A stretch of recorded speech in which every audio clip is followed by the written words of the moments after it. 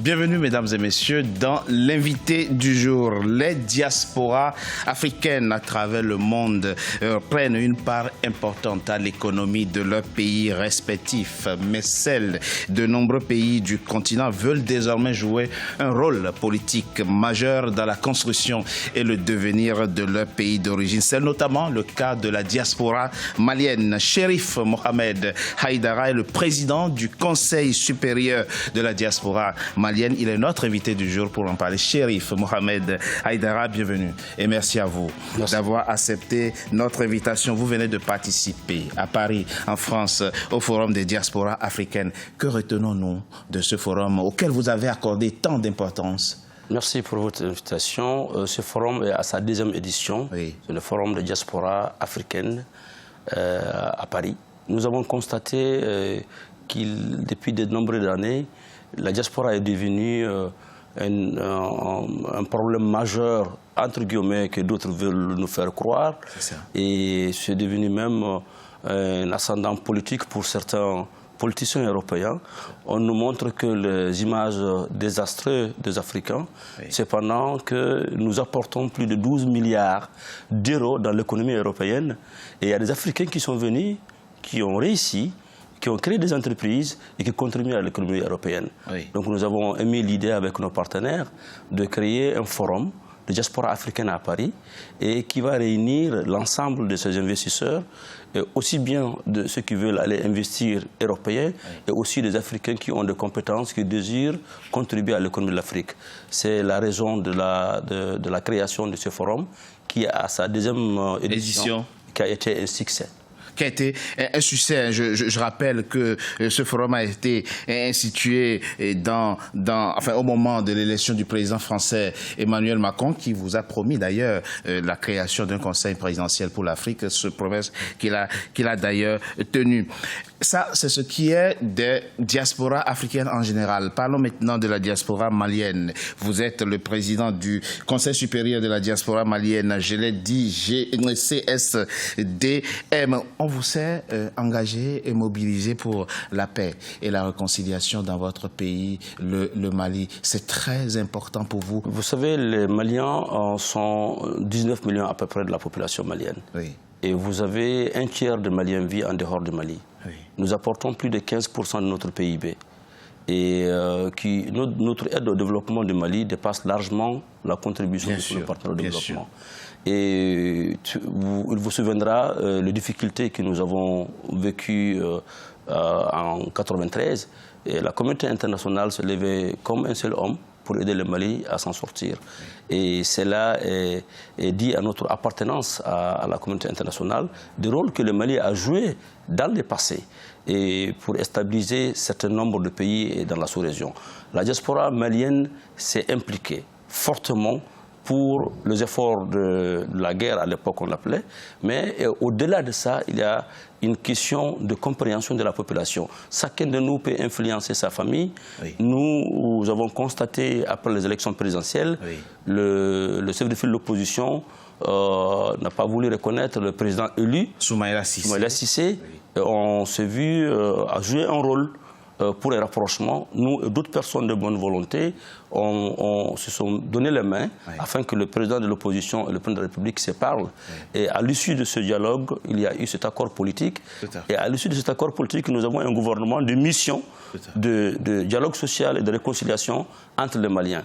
Donc la diaspora malienne étant un tiers ne peut pas rester à marge. Donc, la démarche de CSDM, c'est un dialogue social inclusif et au sein duquel il n'y aura aucun tabou. Où nous allons pouvoir participer, sensibiliser ceux qui sont établis à l'extérieur et aussi leurs familles respectives à l'intérieur. Et visiblement, vous y parvenez déjà. En tout cas, vous semblez réussir déjà, puisque aujourd'hui, le président Ibrahim Boubacar Keïta et son chef de file de l'opposition semblent se parler et s'entendre pour s'attaquer aux problèmes principaux du Mali. À propos problèmes du Mali, monsieur Haïdara, on sait que votre pays est en crise. Parlons concrètement. Crise de confiance entre les populations et les responsables politiques, crise politique entre acteurs politiques, vous y travaillez à sa résolution, mais aussi crise sécuritaire, où la violence terroriste semble se muer d'une certaine manière en violence interethnique. Comment faire pour éviter l'implosion au Mali, pour éviter que les violences interethniques ne continuent? C'est d'abord à plusieurs niveaux. Oui. Premièrement, il faut comprendre le problème au départ. Oui. Et que nos partenaires au développement qui sont venus nous aider, et ils sont venus avec une très bonne intention. Oui. Nous sommes redevables pour tous ces hommes et femmes qui sont morts au Mali. Oui. Vous avez 14 000 militaires de l'administration. Oui. Vous avez 1,2 milliard de dollars dépensés par la communauté internationale. Vous avez 3 000 soldats de la France et de l'Union européenne, où ils dépensent également 700 millions par an. Dans le cadre de l'opération Barkhane. Mais il vous souviendra que les tueries n'ont pas diminué. La coexistence entre les Maliens qui ont vécu pendant des millions d'années, et ça a empiré de jour en jour. Oui. Donc nous avons fait une appréciation de la situation en disant qu'il faut que l'approche change.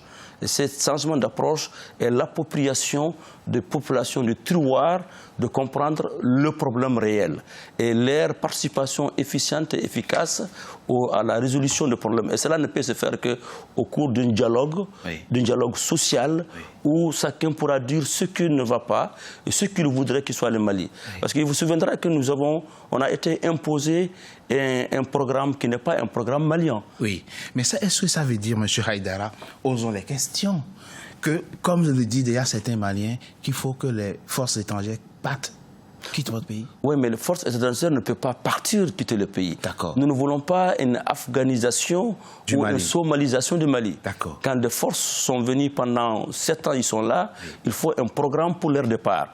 Mais nous disons que s'ils vont rester, il faut qu'ils changent leur approche d'engagement. Quelle doit être leur approche selon vous? Aujourd'hui, l'article 7 des Nations Unies n'a pas encore acté. Leur engagement n'est pas robuste. Il faut qu'ils arrivent à s'interposer et à aller chercher ce qui attaque. Les terroristes, aller les chercher là où ils sont. Là où ils sont. Pas attendre qu'ils attaquent d'abord avant de... D'aller les chercher. Ils sont à Sévaré, à 45 km, à 17 km. Des villages tout entiers sont raillés de la carte. Oui. Et des centaines de personnes sont tuées sans réaction. Des hélicoptères qui survolent le territoire malien sans savoir d'où est-ce qu'ils ont quitté, là où ils sont atterris. Donc nous disons... Il faut une implication plus forte des forces étrangères. Des forces étrangères, voilà, pour permettre à ramener la sérénité et la paix au Mali. Merci Haïdara Cherif Mohamed. Je rappelle que vous êtes le président du Conseil supérieur de la diaspora malienne CSDM, que vous vous battez aussi pour que lors des prochaines élections, que les Maliens de l'extérieur aient aussi leurs représentants, en tout cas au sein de l'Assemblée nationale comme au sein des autres institutions électives dans votre pays. Merci. Tout à fait. D'avoir été notre invité du jour. Mesdames et messieurs, c'était l'invité du jour. Merci d'avoir été à notre compagnie. À très bientôt pour un nouveau numéro de l'invité du jour.